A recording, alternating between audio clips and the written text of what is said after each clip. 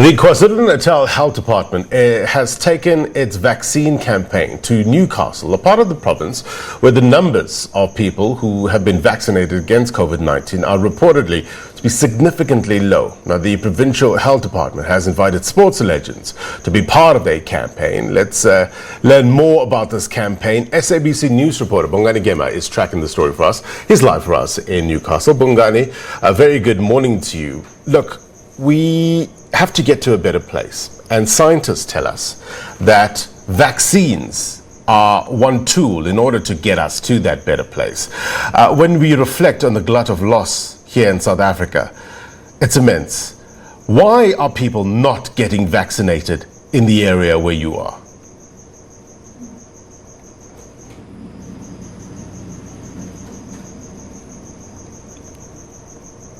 Is asking, Blaine, as you mentioned in your intro, the MEC for Health in the province, Nomakuku Smelani, is here in Newcastle leading a campaign to try and encourage people from Newcastle to go out in their numbers and vaccinate. Blaine, as you also mentioned in your intro, this is one of the areas with a very low number of people who have vaccinated. Blaine, we are hoping that later, as the day progresses, we'll be able to speak with the MEC and try to get maybe her reason, maybe from her own analysis, why are people not going out to vaccinate. Blaine, but with me, I have a former footballer, Blaine, brilliant Kuzwa, with a number of caps in our national team, who's part of the influencers who've come out to help the MEC to encourage people to vaccinate today. Kuzwayo, thank you very much for your time. Maybe just firstly tell us, why is it important for you to be part of this campaign today?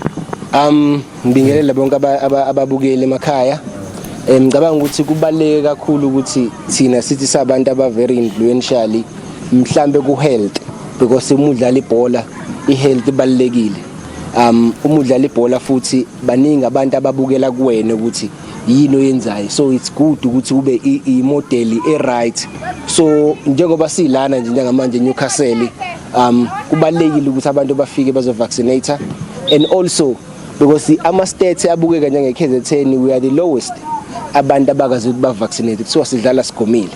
So uma uthatha abantu bebhola baningi sesigomile, so kumele sithatha nabanye abantu base-KZN bakwazi ukuthi bafike kuthina bezo vaccinate, bakwazi ukuthi, because if ujovile akusho ukuthi sekuphelile.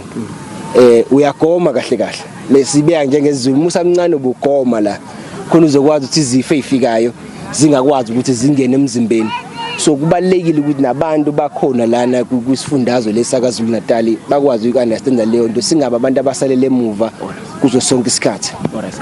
Kuzwayo, I mean, COVID-19 has been with us now for, almost over a year, and still people are not going out to vaccinate. What do you think is lacking? Because we've seen these campaigns, being held across the province. To you as an influencer, what do you think is lacking? It's basically nento engayisho nje ukuthi information emele i-share nabantu, and we know abantu they are very very difficult. Abanye sometimes bayitshela ukuthi if vaccinateile kuzoba nenkinga kuwena, umuntu umuntu wesilisa nje uzoba nenkinga mhlawumbe ukuthi induku mhlawumbe bayisavuki, banazo sike sithi njengoba besambile nje besedande sithole nabanye abantu bayifikile kuleyo nkinga ukuthi mengivaccinateile mina induku yami njengomuntu wesilisa ayisavuki.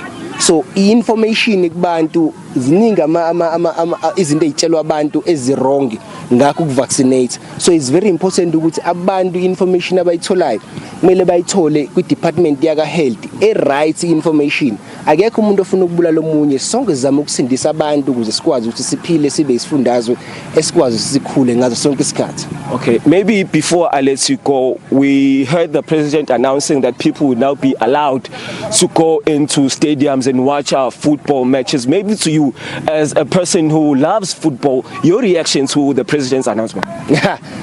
Man, it's been 3 years.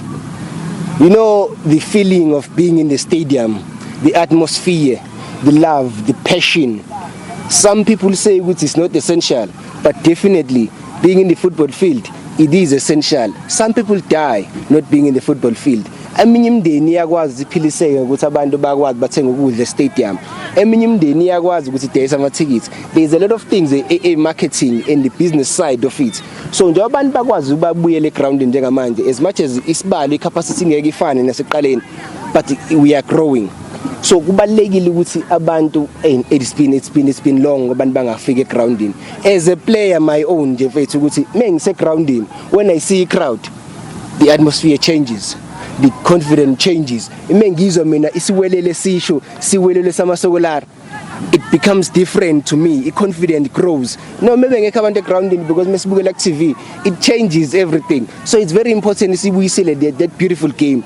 Fans are the most crucial people egroundini, and everyone osefikile siyabonga ukuthi upresident ukwazile ukusastetelele le number efakiwe because we've been crying ukuthi sifuna ukubuyela ema stadium. So thank you so much Mr President, and thank you so much to Nomagugu for actually atetelele program ukuthi iyenzeke, because if asinayo mhlambi iMSC njengoma Musimelane lana, these things would never happen. If asinayo mhlambi uhlengiwe uMSC nathi ungqongqoshe wo sports and recreation, these things would never happen. So siyayibona ilokhu njani intshelekiselo nenza into bazama ukuzenza khona la eKZN. So this should never go unnoticed.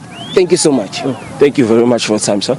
Well, Blaine, that was Brilliant Khuzwayo, a renowned footballer here who resides here in the province. As you know, that's the MEC is accompanied by a number of football legends. Brilliant Khuzwayo is one of them, Blaine. As you can see behind me, we are at a football pitch.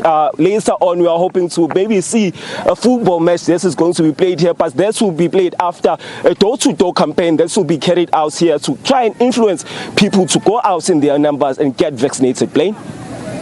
Bongani, it's yours as well as my job to bring the viewers the facts.